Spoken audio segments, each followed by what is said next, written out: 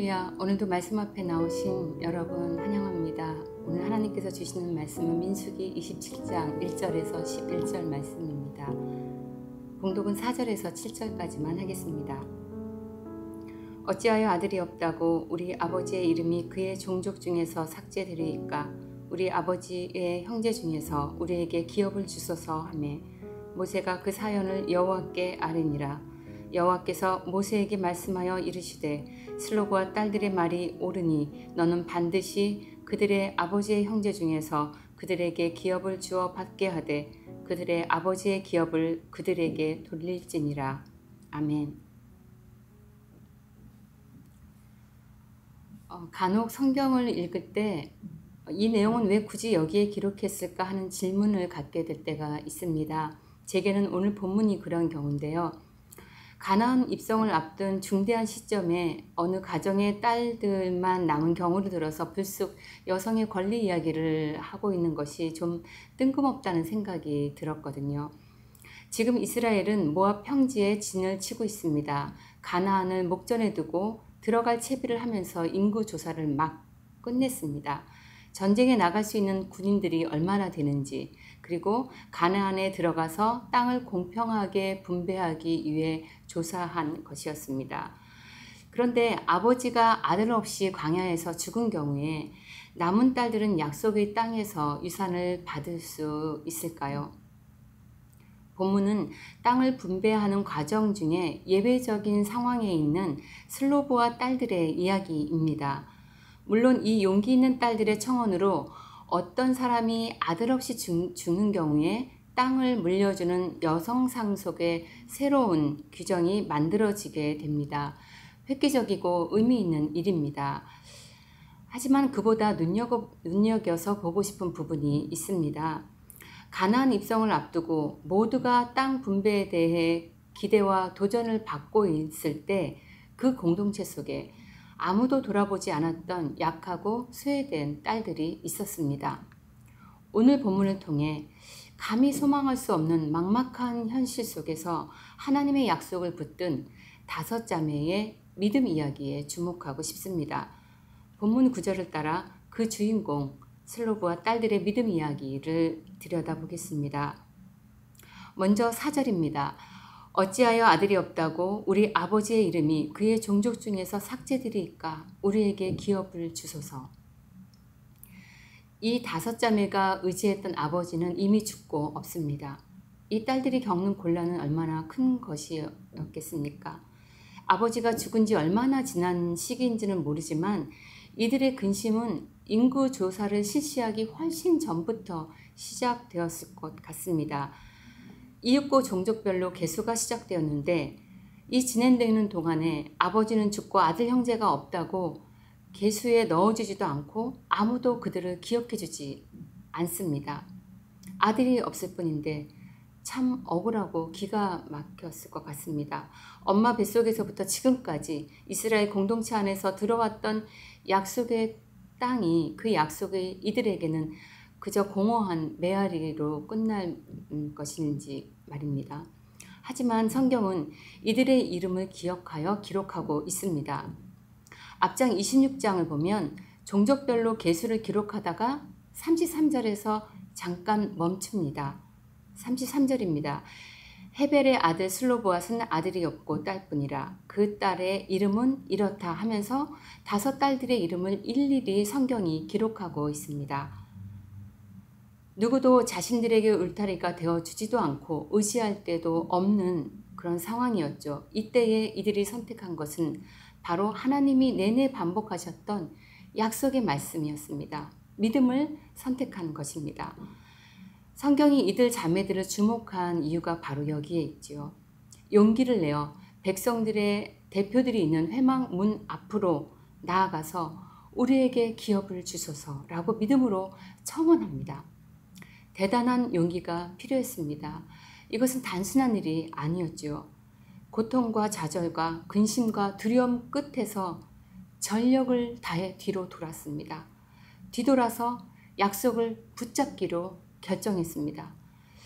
때로 우리도 슬로브와 딸들과 같은 상황을 지낼 때가 있습니다. 캄캄한 어둠 속에서 믿음을 선택한다는 건 단순한 일이 아닙니다. 그러나 하나님이 우리를 주목하고 계시니 힘을 낼 수 있습니다. 다음은 5절입니다. 모세는 그 사연을 하나님께 여쭈어 봅니다. 모세는 20세 이상의 남성만 계수되는 사회적 상식을 당연시하고 이 딸들의 말을 무시하는 그런 지도자가 아니었습니다. 이들이 가진 어려움은 귀 기울여서 마음을 헤아려 줘야 할 안타까운 사연이었습니다. 광야에서 같이 고생하며 여정을 함께한 지체였지요. 그렇지만 어떻게 해야 할지 몰랐습니다. 그래서 하나님께 묻고 있습니다. 여기 이스라엘 백성의 수는 20세 이상을 계수한 인구가 60만이 넘으니까 어림잡아도 200만이 넘는 인구가 있습니다. 이 큰 공동체를 이끌고 있는 이스라엘 민족의 최고 대표 지도자가 이 5명의 어린 여성들의 말에 귀를 기울이고 있습니다. 겸손히 깨어있는 영적 지도자의 참된 멋진 그런 모습을 볼 수 있습니다. 다음 7절입니다. 여호와께서 대답하시죠. 슬로보와 딸들의 말이 옳다. 하나님은 기다렸다는 듯이 즉각 대답해 주십니다. 그들의 요구가 정당하다고 하세요. 편들어 주십니다. 이 딸들의 요구가 무엇인지 4절을 다시 보겠습니다. 아들이 없다고 어떻게 종족에서 아버지 이름이 삭제될 수 있습니까? 하면서 우리에게도 기업을 주십시오. 이렇게 청원을 하고 있습니다. 이스라엘 족속에게 이름이라는 것은 아주 중요했는데 이름을 보존하는 방식은 땅을 상속하는 것과 관련되어 있습니다. 아버지의 땅이 다른 사람에게 주어지면 그 아버지의 존재는 마치 그 존재가 없었던 것처럼 이름이 잊혀지게 될 거라는 말입니다. 딸들의 말은 땅을 갖고 싶어서 욕심을 내고 있는 것이 아니었습니다. 슬로보아시라는 아버지 이름이 사라지지 않기를 바라는 기업을 중요히 여기는 마음이었습니다. 바로 하나님의 약속을 귀하게 여기는 의로운 믿음이었지요. 이 믿음을 하나님이 참 기뻐하셨습니다. 눈여겨볼 부분은 한 번도 밟아보지도 않았고 본 적도 없는 땅에 대한 이 딸들의 믿음이 진지하고 확고했다는 것입니다. 히브리서 11장 6절은 믿음이 하나님을 기쁘시게 한다고 말씀합니다. 히브리서 11장 6절입니다. 믿음이 없이는 하나님을 기쁘시게 하지 못하나니 하나님께 나아가는 자는 반드시 그가 계신 것과 그가 자기를 찾는 자들에게 상 주시는 이심을 믿어야 할지니라. 그렇게 말씀합니다. 누가 나를 믿어주고 나를 알아주면 정말 기쁘고 행복하지 않습니까? 하나님께 대해서, 하나님이 이 딸들에 대해서 마음이 그러하셨습니다. 그리고 마지막 11절에 이들의 청원은 이스라엘 자손에게 판결의 규례가 되었다. 이렇게 결론을 맺고 있습니다. 오늘 슬로보아스의 딸들을 통해서 우리 믿음이 어떠해야 하는지 배우게 됩니다. 첫째로는 외부로부터 어떤 도움도 기대할 수 없는 상황일지라도 하나님이 기억하고 계시다는 사실을 잊지 말아야겠습니다. 하나님은 약한 자, 마음이 상한 자를 돌아보시며 불쌍히 여기시는 과부와 고아의 하나님이십니다. 고단한 인생을 지나는 나그네의 하나님이십니다. 예수님도 늘 그들 곁에 계셨지요. 만약 외롭고 괴로운 길에 있으시다면 주님이 지금 더욱 틀림없이 여러분과 함께 계십니다. 주님의 성품이 그러시니까요.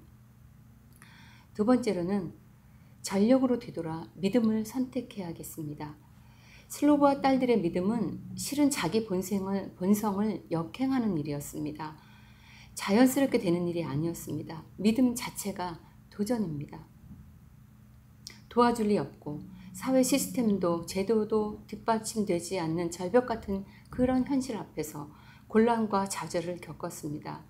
내 안에 있는 원망과 두려움을 거절하고 믿음을 선택하는 것이 우리가 해야 할 싸움입니다. 세 번째로는 따뜻한 마음으로 주변을 살펴보아야겠습니다. 주님도 우리를 늘 살피십니다. 우리 주변에 슬로보아 딸들처럼 벽에 가로막힌 누군가가 있을지 모릅니다. 공동체 안에서 숨죽이고 있는 분들이 있는지 살펴보아야겠습니다. 네 번째로, 하나님은 우리를 편들어 주시는 하나님이십니다. 믿음으로 주를 바랄 때 하나님은 우리를 편들어 주세요. 지금 크고 막막한 상황에 있다면 더욱 주님이 편들어 주시려고 우리를 눈여겨서 보고 계십니다. 하나님이 지금 내 삶 속에서 실제로 역사하시는 현실의 하나님, 현실 속에 내 하나님 되심을 경험하시면 좋겠습니다. 슬로보아 딸들의 믿음 이야기는 땅 분배 과정에서 이런 일도 있었다더라 하는 뜬금없는 에피소드들을 기록하고 있는 것이 아닙니다. 하나님의 약속을 받기에 앞서서 얼마나 믿음이 중요한지 우리에게 가르쳐주고 있는 본문입니다. 광야길을 걷는 이스라엘 민족처럼 우리도 그 여정에 있습니다. 말씀을 의지하고 오늘 믿음 한 걸음을 더 내딛는 그런 하루 되시기를 축복합니다. 기도하시겠습니다. 약한 자를 외면하지 않으시고 돌아보시는 하나님, 슬로보아의 딸들처럼 용기 있게 하시고 믿음과 소망으로 기도하며 주님을 따르는 거룩한 하나님의 백성으로 살게 하옵소서. 예수님의 이름으로 기도합니다. 아멘. 오늘도 두 가지 기도 제목으로 기도의 자리로 나아가시겠습니다. 첫째, 막막한 현재일지라도, 바랄 수 없는 상황일지라도 주님을 의지하고 믿음의 길을 선택하는 주의 백성 되게 하옵소서.